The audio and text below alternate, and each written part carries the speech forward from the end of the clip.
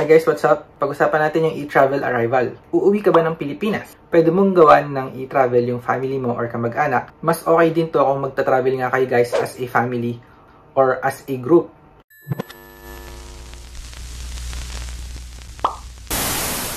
All travelers arriving in Philippines, either Filipino or foreigners, are required to submit e-travel arrival QR code 3 to 4 days before their flight. Alright, let's begin. Log in to your e-travel account in the website etravel.gov.ph or gamitin yung eGovPH app nyo.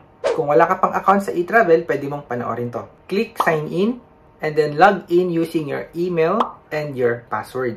Click new travel declaration. In this tutorial nga, we will do an e-travel for others or under our family member. So for me, ito yung para sa sarili mo, yung may-ari ng e-travel. Ang gagawin natin is for others, for my family member. Kung gusto niyo malaman kung paano ilagay, if you want to know how to add them in your family list, please watch this tutorial.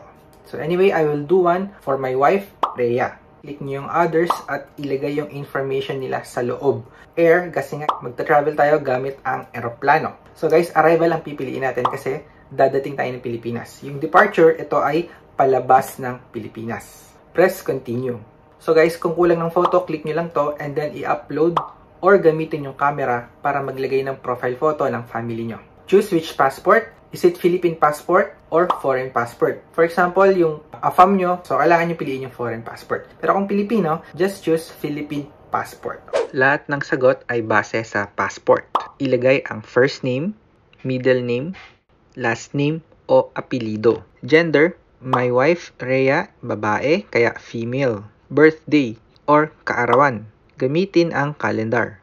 Ilagay ang phone number at piliin kung ano ang country code. Citizenship, Filipino si Rhea. Piliin lang dito yung sagot.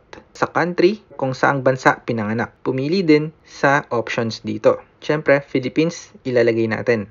Ilagay ang passport number. Saang bansa galing yung passport? Sa mga Pilipino, siyempre guys, pipiliin natin ay Philippines. Kung OFW yung gagawa nyo, choose Philippine pa din. Passport issue date, when it was issued. Kailan na-print or kailan nyo nakuha yung passport. Gamitin yung calendar. Occupation, ano yung trabaho? Pumili dito kung ano yung pinakamalapit na trabaho meron. Kapag office work, kung nasa office guys, ito yung pipiliin nyo. Technical or admin. Meron ding worker or laborer. If it's unemployed, walang trabaho, you can choose unemployed or student. Pili lang kayo guys sa sagot dito na malapit nga sa occupation. Press next. Permanent country of residence or address. Pero kung walang sagot, country, city, province. Pwede nyo i-check to, copy the owners para pareho kayo ng address. Press next. Welcome to Travel Declaration, submitting for yourself. Or magsasubmit ka ng e-travel para sa sarili mo. Travel Declaration, what is your purpose? Why are you traveling in Philippines? So, if you are a foreigner visiting Philippines, just choose holiday pleasure. Visiting a family or friend, you can also choose this one, visiting them. Kung kayo naman ay Pilipino, babalik ng Pilipinas, OFW, Filipino citizen, Philippine passport holder, piliin nyo na lang ay returning resident. Aircraft passenger is correct. Wala tayong gagawin dito. Sa part na to guys, kunin nyo na yung flight ticket nila kasi nandun lahat ng sagot. Add in the name of the airline, ilagay yung pangalan ng airline, at yung flight number. Kung magka-problema kayo guys, you can follow this tutorial sa special flight. E-travel arrival issues. Okay, country of origin. Saang bansa kayo guys galing bago kayo dumating ng Pilipinas? In my case, kunyari, galing tayo ng Singapore, pupunta tayo ng Philippines. So, Singapore to Philippines. So guys, anong airport kayo manggagaling nga? Sa Singapore, it's Changi Airport. And then, departure date, departure flight, kung kailan yung flight nyo papuntang Philippines. Connecting flight or transit flight? Saang airport kayo guys dadating sa transit flight nyo? At saang bansa kayo guys magstay para sa connecting flight nyo? At kailan yung transit flight nyo? Kung wala kayong transit flight guys, tanggalin nyo to. Destination, which airport in Philippines? So we have multiple airports, but most of the time it's NAIA Terminal Airports 1, 2, and 3. Date of arrival, when you are arriving in Philippines. Kailan kayo dadating ng Pilipinas? For example nga sa Singapore guys, 3 to 4 hours lang yung flight, so pwedeng pareho yung departure flight and arrival date.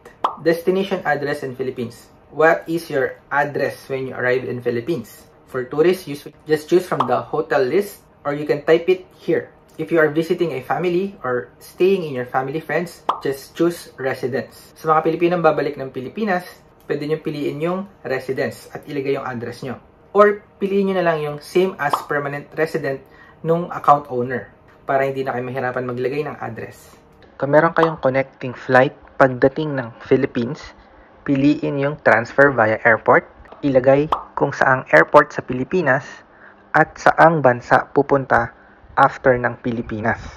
Press next. Hindi natin to sasagutan guys because ito ay optional, hindi required. Meron ba kayo guys naramdamang masama or nagkasakit ba kayo sa loob ng isang buwan? Kung meron kayo guys naramdaman ng sakit, pindutin nyo yung yes at piliin kung ano yung mga applicable, ano yung mga naramdaman nyo sa listahan na to. But for this tutorial, we will just choose no para mas madali. Once you are done, press next.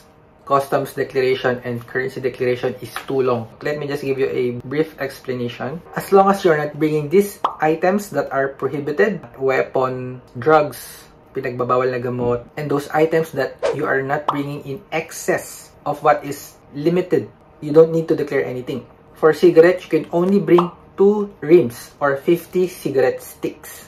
Dalawang kaha guys or 50 na sticks. Or hindi sobra sa halaga ng 10,000 pesos. Basta guys, pasalubong, pagkain, damit, lalo yung mga personal gadget nyo, yung cellphone, laptop, or ginagamit nyo, pati alahas na nasa inyo, hindi na rin kailangan i-declare yan. So yung mga bagay na hindi sobra dito, hindi nyo na kailangan i-declare. Currency declaration form.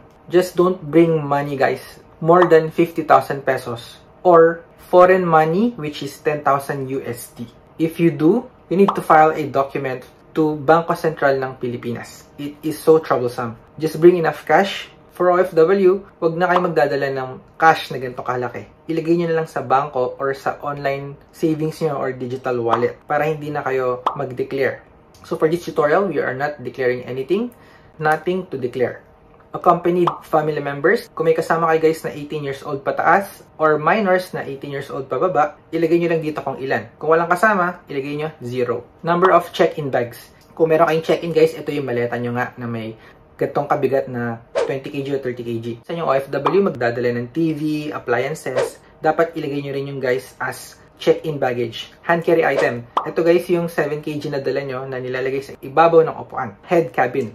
Yung personal item nyo guys na maliit na bag, backpack, clutch, pouch. This type of bag, you don't need to declare. Hindi nyo na kailangan i-declare kasi hindi naman yan under ng hand carry. Okay, first time visiting in Philippines. First time mo bang uwi ng Pilipinas or hindi? So choose yes or no. Signature. Pwede kayo guys ang pumirma or sila na din ang pipirma.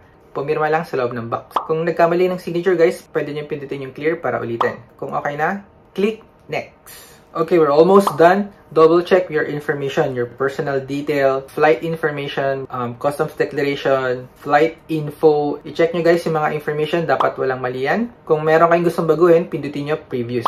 Kung wala naman, press submit. Congratulations, this is the QR code. I-screenshot nyo guys, i-share nyo para ito yung gagamitin nila pagdating ng Pilipinas. Hindi na guys masyado hinahanap yung QR code after nyo makuha yung gamit sa conveyor belt. Ipapakita nyo yung QR code at lalabas na kayo. So before I end this video, kung kayo ay magta-travel ng group, for example, 3 kayo, ikaw yung may-ari, gumawa ka muna ng e-travel mo. After that, gawan mo naman yung family member mo sa loob ng account mo. So isang account lang yung gamit mo para yung 3 QR code ay nasa loob ng i-travel nyo. Just ask me in the comment section if you have any question. If you find this video helpful, please subscribe. I have a lot of tutorials arriving in Philippines, travel guides. Para sa mga bago sa channel ko guys, marami tayong useful tutorials, Teen ID, National ID, GCash, and so on. Also for OFW, marami yan. Yun lang guys, para hindi na mahaba yung video. Thanks for watching. Subscribe kung hindi pa. I will see you in my next video.